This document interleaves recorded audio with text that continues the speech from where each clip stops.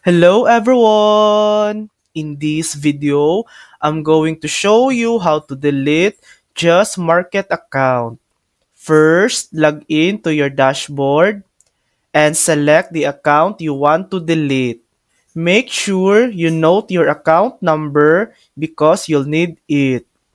Just Markets does not allow you to delete your account directly on the platform. There's no delete button. Instead, you need to send a request via email.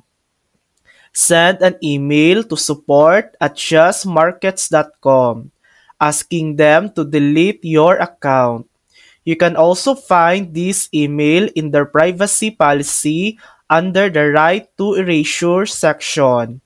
Include your account number in the request, and they will close your account for you. And that's it. That's how to delete Just Market account.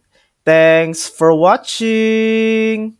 If this video helped you, please like and subscribe for more helpful tutorials.